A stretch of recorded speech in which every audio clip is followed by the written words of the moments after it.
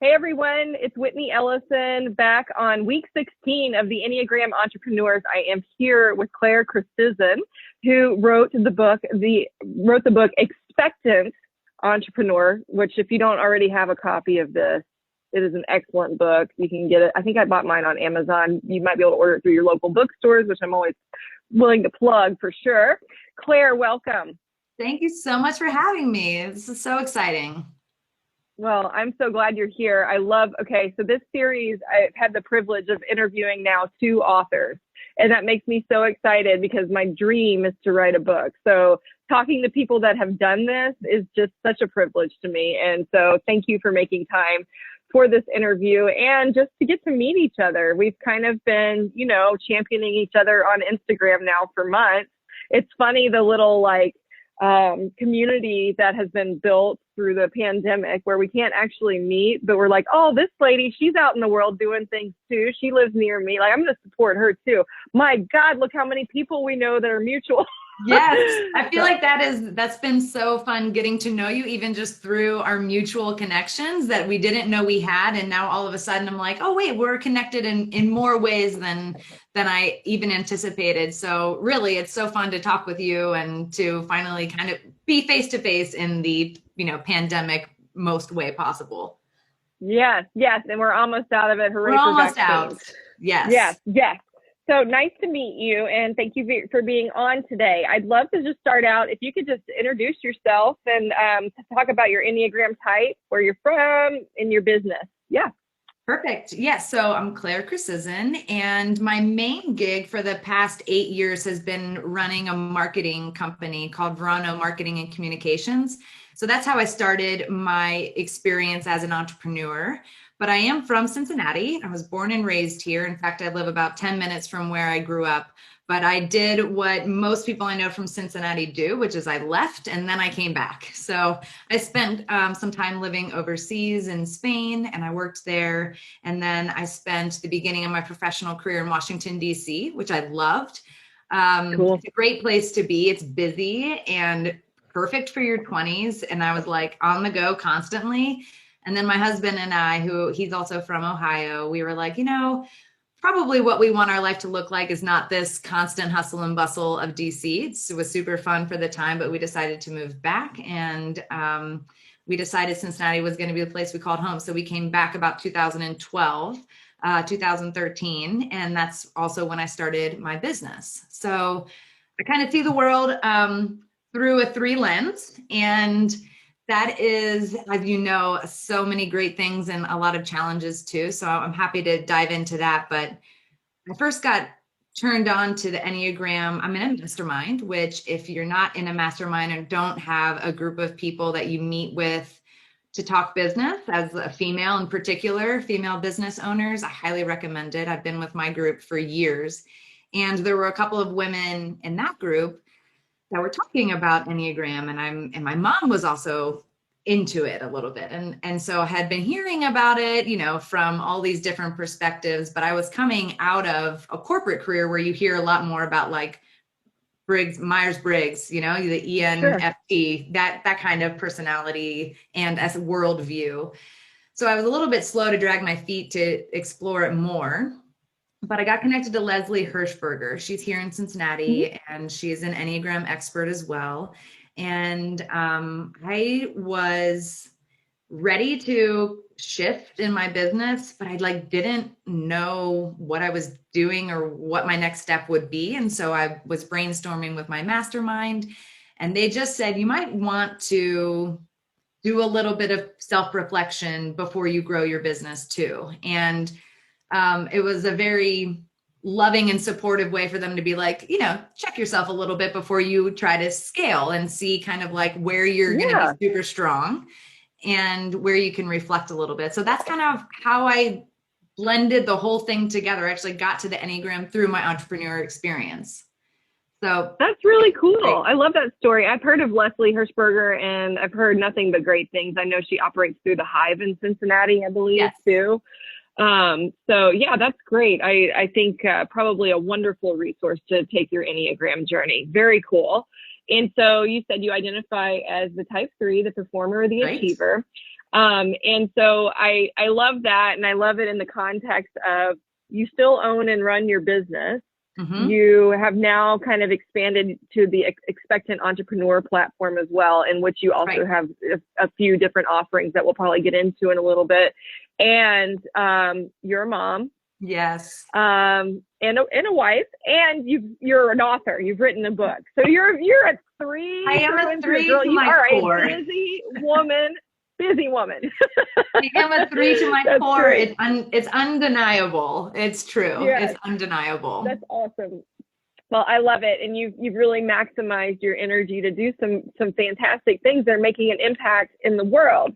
And so you have talked a little bit about your Enneagram journey. Let's talk about your journey to becoming an entrepreneur. Yes. And what that looked like. Because what I should mention here, as you beautifully said earlier, was the entrepreneurship didn't start with this. It started with being an entrepreneur, and writing this came afterwards. And so when we talk about you as an entrepreneur, what is your original business? You've already mentioned it.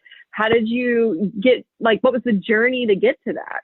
Yeah. So I think what you pointed out is exactly my experience. Like that book, The Expectant Entrepreneur, was the culmination of all the things in my life at one time. But what my life looked like when I started as an entrepreneur was I was married. We had just moved away from DC, like I mentioned, and I was still employed full-time by my association that I worked for in DC, but we no longer lived there. They were very early adopters to the idea of remote work. And so when my husband took a job, we left, but I maintained my position. And so I didn't have the commute anymore. So as a mid-20s person who now had multiple hours back in my day, I was like, well, why don't I, and also as a three, I'm like, why don't I maximize this additional time? And like, I'm not going to do self-care. I'm going to do more. I'm going to start this side business. I'm going to work. I'm going to work more. So in true fashion, I honestly, my background is writing. I studied as a journalist at Ohio University. And so I knew I had just like some kind of innate skill for writing. And I identified, though, this gap, especially in the small business world where people are super passionate about things that they love. Communicating that passion can be hard for people because it's not what they do. Not everybody is a writer.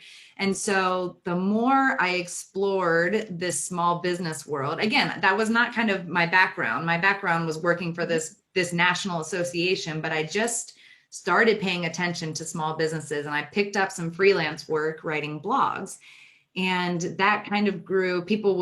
They would pay me for these blogs, and then they'd put them on their website, and then it would kind of like go to die on their website, right? So then I was consulting with them. Well, you could do this and that with your blog. You could start a newsletter. And so then they're like, well, what if they browse around my website once the blog's up there? So I started writing website content. And then that was a very natural way for my business, what became my main business for a long time, and even still today, was Verano Marketing and Communications, which was focused on creating content for small businesses.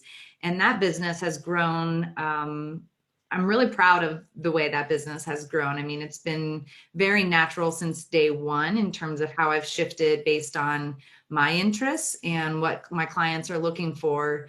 But I was able to be my family's sole provider there for a while. So when my husband and I found out that we were going to have our first daughter, she was born in 2016. My husband was working at UC, and we just decided as a family that it was going to make more sense to tap into the potential of Verano. It was kind of like it was doing really well. It's the beautiful thing about owning your own business, right? There's no ceiling to what you can do. And so, and my husband, more than anything, is a dreamer. And so he always saw the big picture. I tend to see like the tasks and the day-to-day of like, how am I going to do this? And he's like, you'll figure that out. I can see the big picture. So we decided that it actually made sense for him to stay home with our daughter. And the fact that I mean, it doesn't surprise me that he felt that way because of who he is, but it was just the best thing for our family. And it felt really great to have him say, like, I believe in your ability to make this work. And I believe that this is going to be great for our family. And I totally agreed. So with that shift in our family, it also shifted the responsibilities all onto me. No longer did we have health insurance provided by an employer, retirement provided by an employer. There was no guaranteed salary. There was just what I did through the business. So he took on some responsibilities in the business as well before the baby was born. AJ is my oldest daughter, before AJ was born. But then from there on out, like, we did it and we made it work, and the business really grew. And so he only recently, like since the beginning of this year, 2021, he just went back to work part-time. And so that whole time for the past 5 years, it's just been me figuring this out for my family. And so that journey has taught me so much about myself and my network, the people who support me, all of that has been just incredible. It also brought me to the point where I wrote this book, because I was like, okay, I need to keep my family moving. Now I'm a mom. We wanted to have another baby, but it was also like, so it was my job to grow this baby once we decided it was time. And I'm very fortunate that I was able to do so, but it was also, I needed to keep the business alive. Like I had to do both. It's a lot of pressure. It was so much. It was so much. And, you start to talk to people, the more I'm sure you feel this way, having all of these interviews with folks and just expanding your network. But the more you talk to people about what's on your mind, the less scary it seems, number one. And number two, you realize how many other people have similar thoughts and feelings and experiences. And the more that I just shared, like, I'm freaking out a little bit about this. Like, I'm worried about doing this. I just realized there were so many other women who were thinking the same thing. They're like, I want to do both of these things, but there's not a ton of information out there for this specific group of female entrepreneurs who are not running huge companies, right? We're not like venture capital backed businesses that have a lot of resources. We don't have huge teams. It's really like one person teams, or, fewer than 5 people that I spoke to for this book. There's just not a ton of information. There's lots of information about becoming a mom, right? There's like probably too much information about that. Plenty of information about planning for a corporate maternity leave, but we're in this weird space of having to make our own, like literally funding our own maternity leave, carving out space with our clients for our own maternity leave. And it was a major test of boundaries. And I just realized the more I talked with people about it, the more people wanted to know. So I was like, I'm just going to start recording. So that's what I did. That's how the book came to be. I didn't set out to write a book, but I did set out thinking, this is such a limited period of time in my life that I'm actually like pregnant. It feels like it lasts forever, but it doesn't. It's pretty fleeting in the sense of, our lives. Yes. The last 5 weeks last forever. Forever. Absolutely. And then 18 months is a blink of an eye. And you're like, whoa. Yeah. So luckily I had gone through that before, and I knew that time was fast. So I just started recording, and I just was like, here's what I'm thinking about today. Here's what I'm faced with today. Sometimes it was as silly as like, or not silly. Sometimes it seemed trivial. Like, what am I going to wear? I haven't told my clients yet, and we were still meeting people. It was 2019 that I was really doing a lot of the recording. And it was like, I haven't shared this yet, but I'm starting to become noticeably different. Maybe not noticeably pregnant, but noticeably different. Am I going to have a drink at happy hour? Am I not? Am I going to wear clothes that are based on comfort? Am I not? What do I tell them? What do I owe them? So I just started documenting the whole thing. And that's kind of where Expectant Entrepreneur came from. And I'm really glad that I did it. I really am. I want to tap into the book for a second. That just reminded me of something that I think is worth covering on this interview before we move forward. And that is the difference between a mother entrepreneur and a mompreneur. You had a whole chapter on this, and I thought it would be worth, since this is an entrepreneur series, it would be worth breaking that down for the folks that watch this. Yes. So this is a really hot topic. And I actually did a post about it recently on my social media. And it depends kind of your perspective on the issues, whether or not you embrace kind of the female CEO, like the describer, right, of female and mom in front of your role, like a CEO, an entrepreneur. So the one difference that I really wanted to call out in my book is that the women I were talking to, their business was not a hobby business. It was not something that was happening on the sides of the rest of their life. It, like, their business is a core part of their life. It's a core part of their family. And for better or for worse, there's been some delineation between mompreneurs, mother entrepreneurs, and I intentionally did not use the phrase mompreneur. I used expectant entrepreneur a lot because that would felt right for who I was talking to. Sure.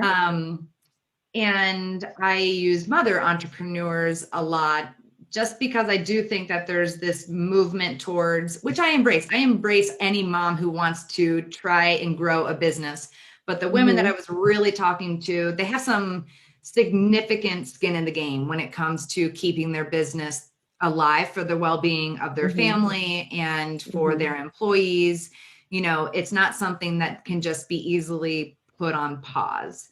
And I just wanted to be really clear that this book is not going to be right for everyone. I think there's themes that apply to everybody, and we can talk about the themes at, another time. But the book itself, the audience I really wanted to talk to were women who were serious about being business owners. And that was a big part of what they were doing and what they felt their experience was all about. Sure. Where the entrepreneurship was their primary job.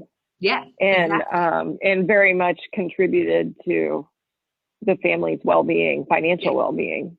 Exactly. The other thing I want to call out that I loved about this is the dualism in the word expectant, expectant entrepreneur. You know, it's very dualistic in the idea of being pregnant and also in the root word expectations, right? Like, right. Yeah, I love that. I love that you picked up on that. And, I'm sensitive to the fact that we don't all become moms by carrying our own children. Like there are 1,000 ways and 1,000 journeys to motherhood. Mine was particular to me. And a lot of the book does talk about the actual pregnancy period. However, as you pointed out, one of the major themes of the book is just this desire that I felt in my own life. And a lot of the women that I spoke to of like, I want to do all of these things. And I don't feel that I just don't accept the fact that because I also want to be a mom, I'm going to limit these other things that I want to do. And so there is this theme of expectations and expecting more and being okay with saying, no, I expect more from myself, from my life, from this experience. And not wanting to wait for the perfect time and not wanting to wait until there's enough money or the client roster is stable or you have enough XYZ built up, like there's never going to be a perfect time. And I'm going to be okay with that. I'm going to be okay with moving forward anyway and wanting what I want, despite the fact that nothing's perfect and there's nothing ever really perfect. Right. So in that way, it's always the perfect time. Let me ask you this. So you went full throttle into your business, integrated your husband into it as well. And then when you had the baby, I know he really stepped up to help with the caregiving. Did you have external help as well, at least prior to the pandemic? Where did you use daycare or have an in-home babysitter or anything like that? Or was it really a balance between, you and your husband, with your husband carrying a lot of the day-to-day stuff? Yeah, for the most part, it was my husband really being the primary caretaker. We did enroll my daughter in daycare when it was the right time for her, when she needed more stimulation, when she needed the education. But there was never it was either him or a balance of us. And then eventually we did supplement with daycare, but all of the daycare things were his responsibility. So got it. right. Yeah. So like he, figured out schedules. He talked with teachers. He took on all of that. Yeah. He managed, like that's managing. Yes. As women know, there's a lot to manage. And he really took on a lot of that with no reservations and dove in. It was really fun to talk with him. With our second baby, he was like, this is a lot. Like, I don't know. I think he kind of was like, I don't know that I want to be a stay-at-home dad for 2 kids. And so it's been good. And then the pandemic happened actually. And so it kind of just shifted everything in our family, and he went back to work part-time. And so now I'm actually home with my girls 2 days a week. And that literally mentally would not have been possible for me had I not done all the reflection that I did. Actually, that was instigated by the Enneagram assessment. I would have never been in a mental place where I felt like I could separate myself from my work 2 working days of the week. It's just, it would not have been. It's a huge step for a 3. For you to tell me that you're with your children 2 days a week and you're a business owner, a very successful business owner. Thanks. I mean, that takes a heck of a lot of self-awareness and, personal development to really get to the point where you're able to set work aside and just be with your kids. Yes. And it's for not just for a type 3, but especially for a type 3, but for any career woman. Yeah.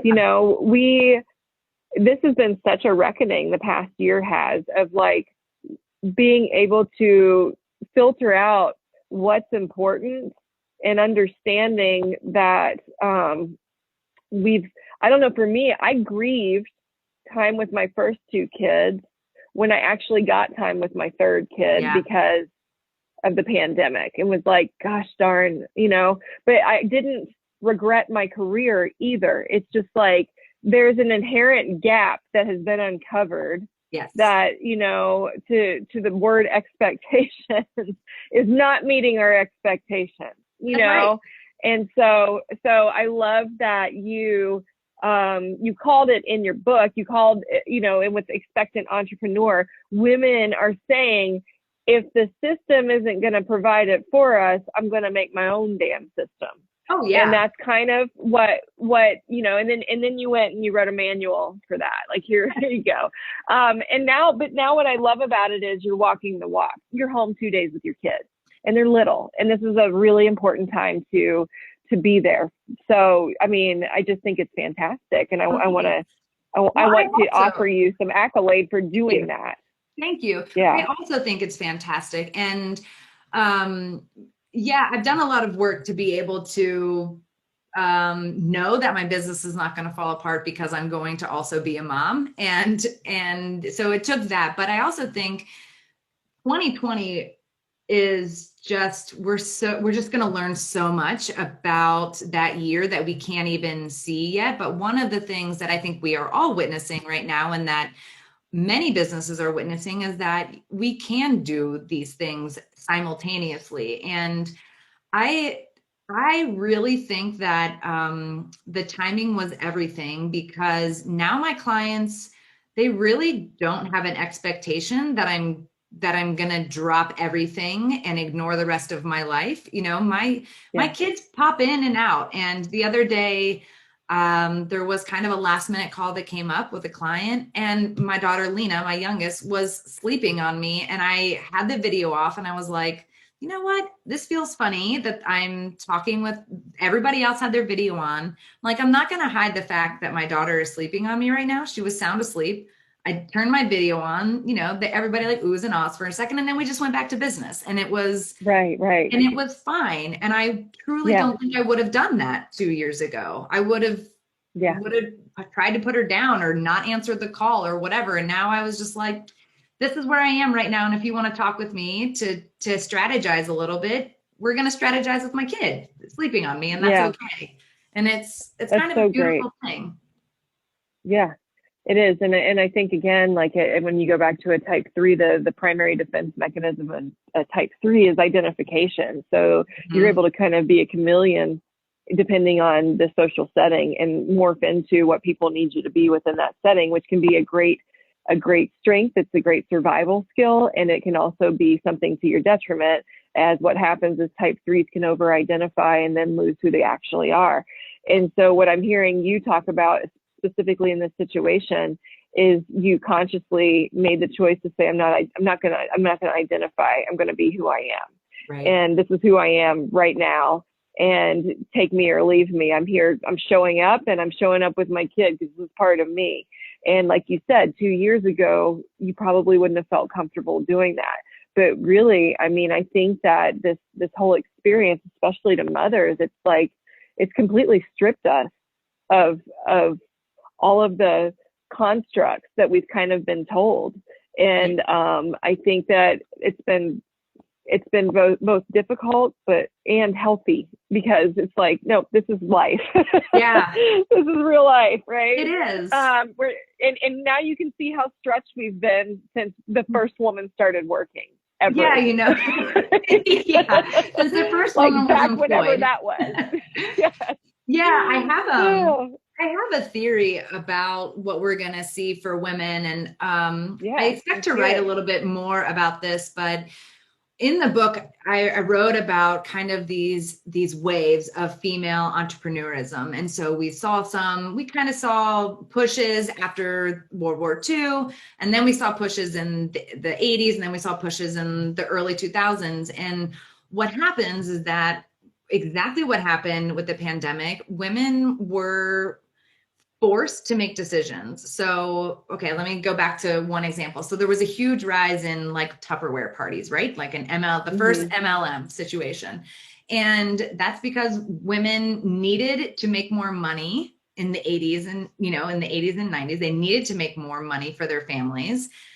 Because we started having shifts in childcare costs, and it was time for women to start making more money. So they had all of these opportunities. They created their own opportunities by doing what was available to them, which was like kind of an MLM thing.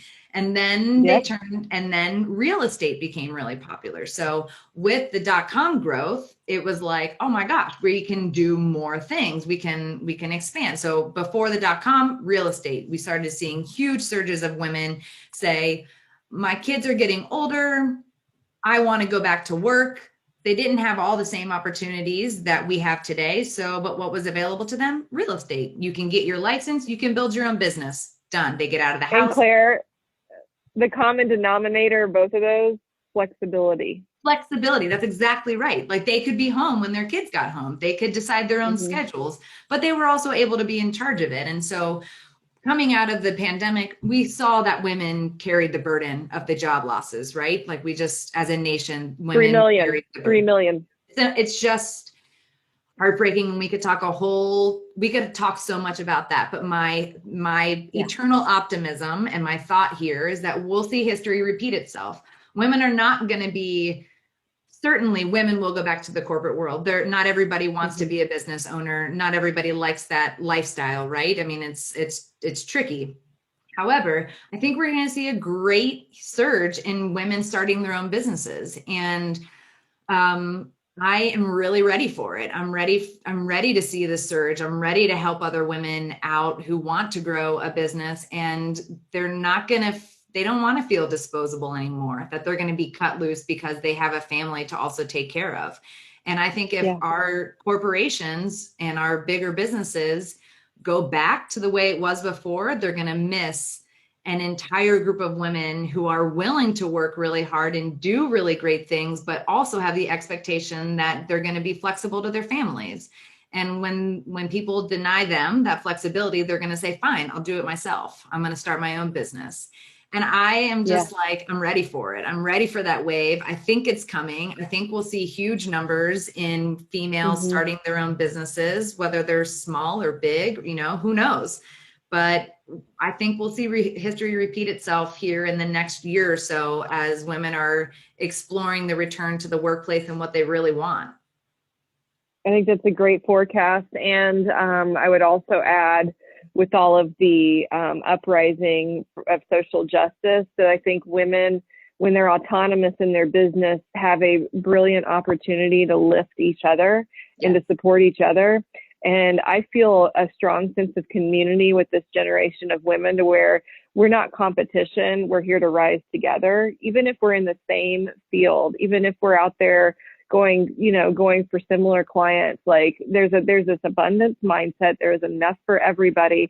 And the more we promote and help each other rise, the quicker we all get to where we want to be. And there's a lot of power in that. So, and females of color are the group that established businesses the most right now. And so when we're seeing it's amazing. And I think, there's a long way to go, but the social justice work has entered the entrepreneurial field in some ways with opening more access to capital for female founders, especially minority founders.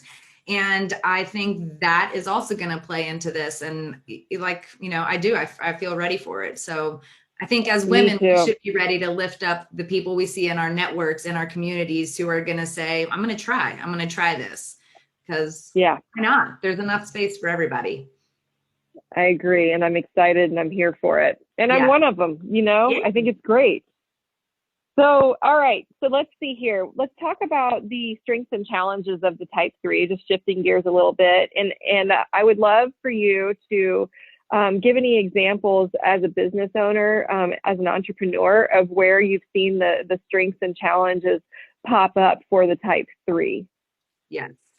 So I think the strengths have been, I think they're relatively obvious with 3s for the most part, because we are intentionally obvious, right? We are seeking the external validation. So we tend to share our journeys a lot. We are very, we share a lot, but I think, that also lent to my success a lot. I was relentless in my networking and my production in my first several years. It was also very closely aligned with the hustle culture at the beginning. So did I dive into that? I was like, let's hustle the hardest. I'm going to hustle the hardest.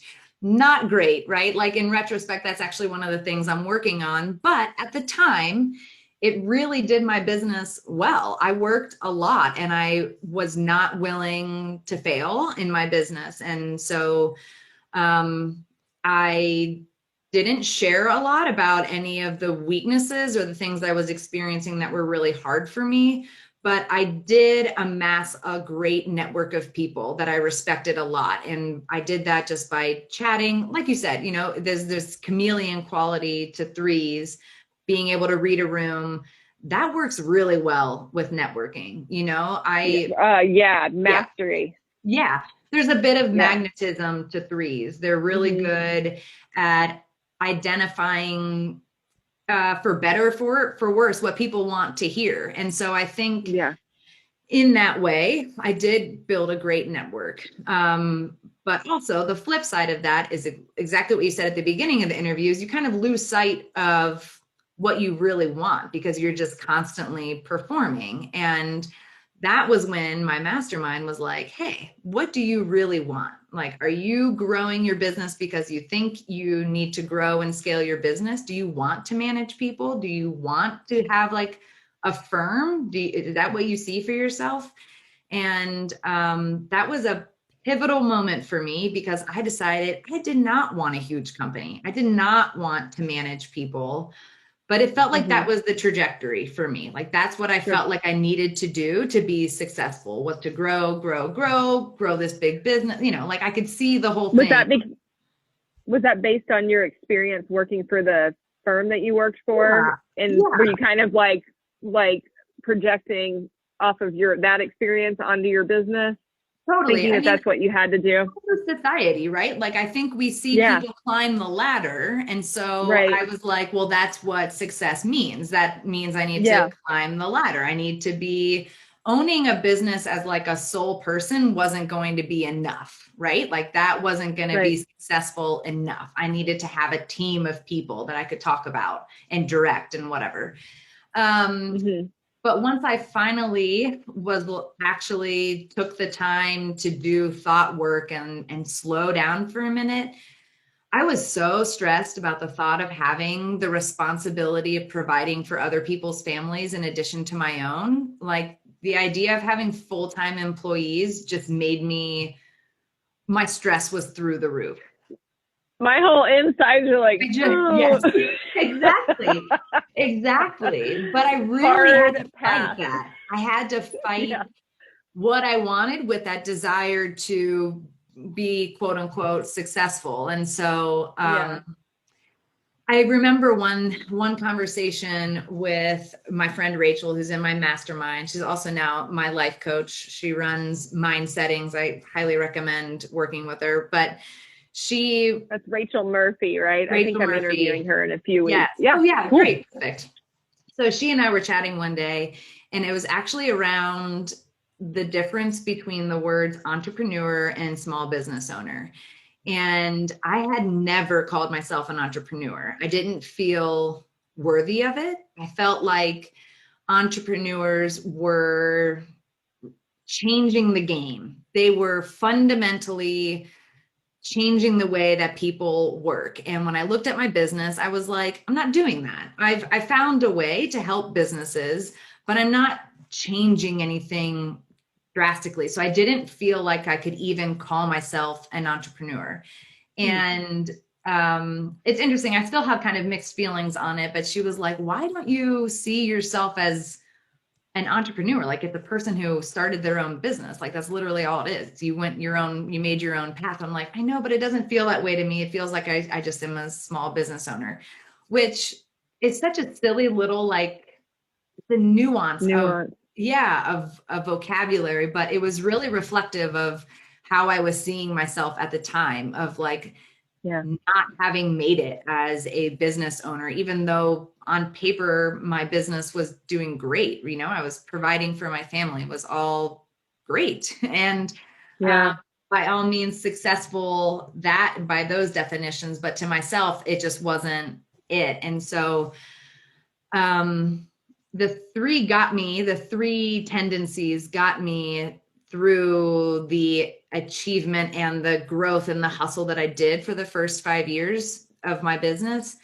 But actually fighting my three tendencies has gotten me to where I am now, which is much more at peace with my business, the direction I want to go, being able to shift and incorporate things that I love, like working with women, which is where I want to be and what I want to do.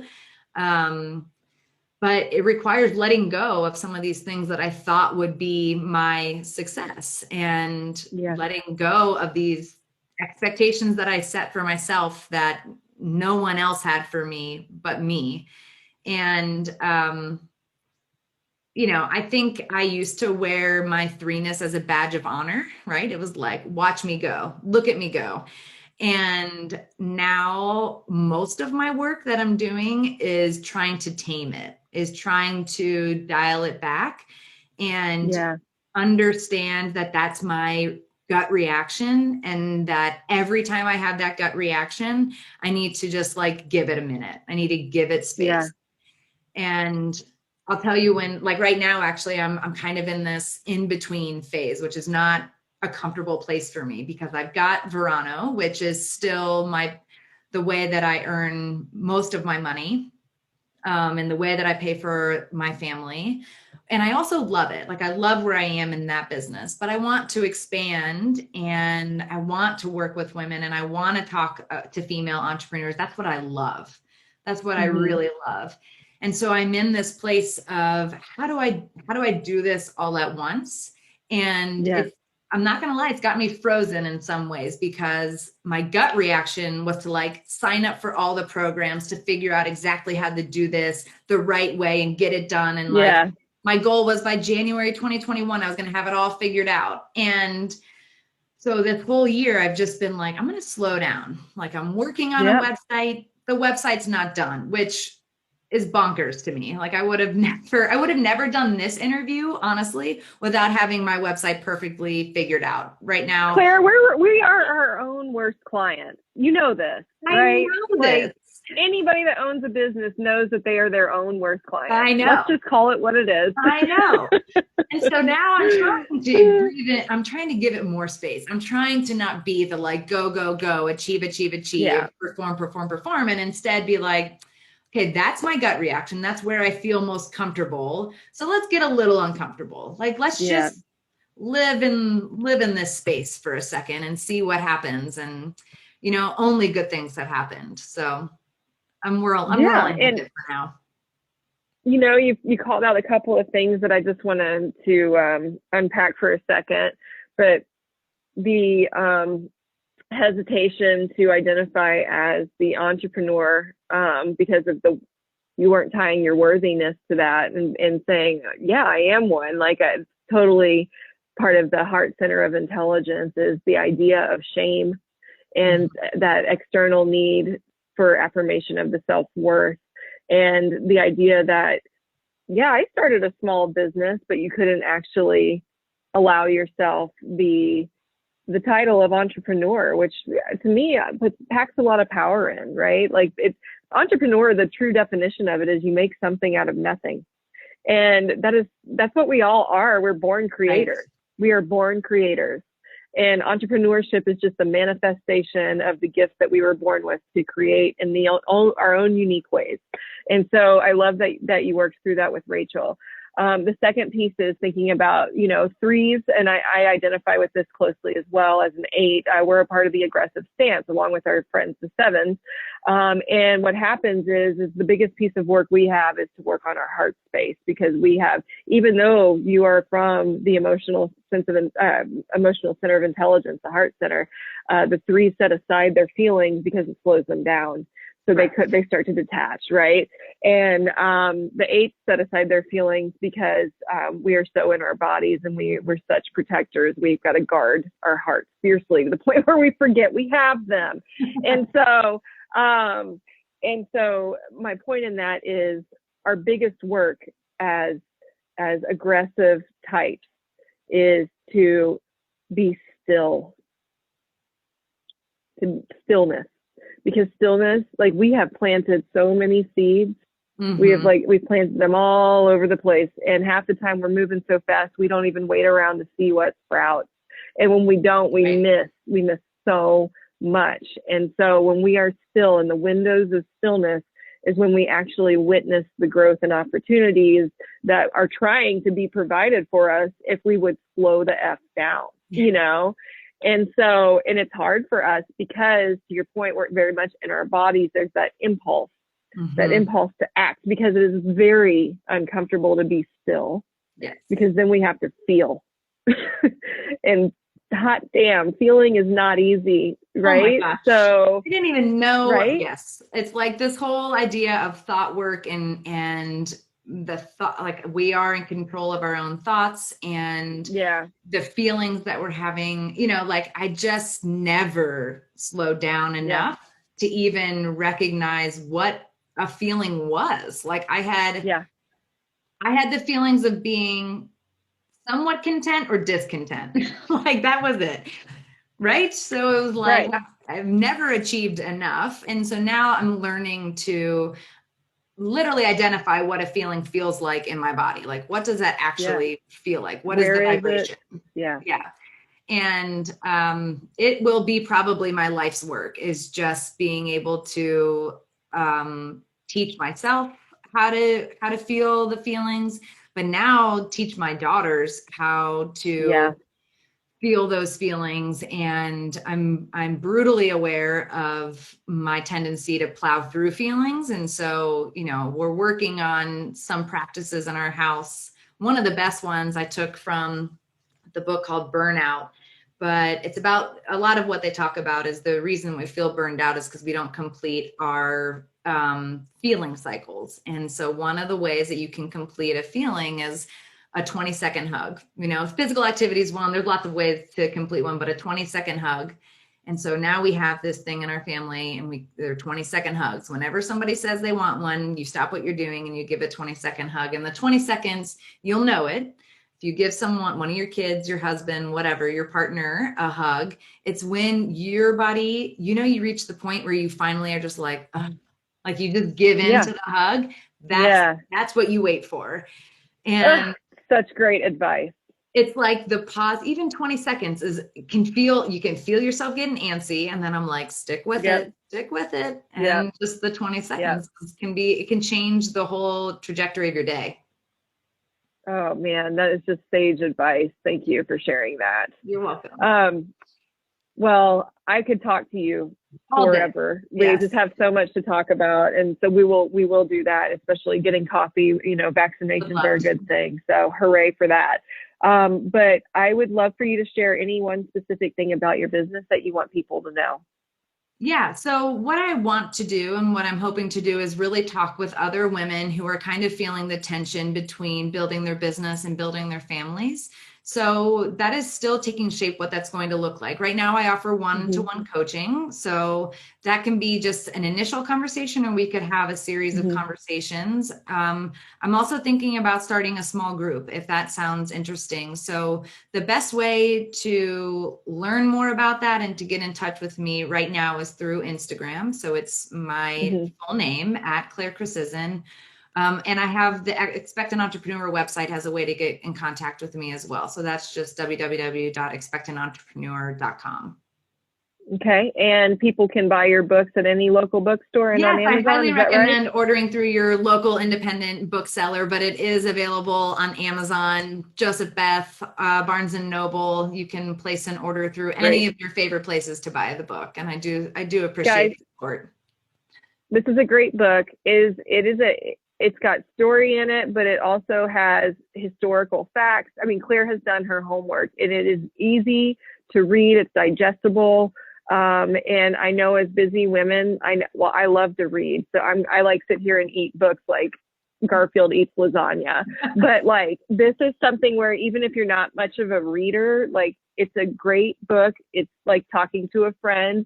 There is some good information in here about the history of women in the workplace, all the way through personal stories by business owners to Claire's own experience developing a system that worked for her as an entrepreneur and an expectant mother.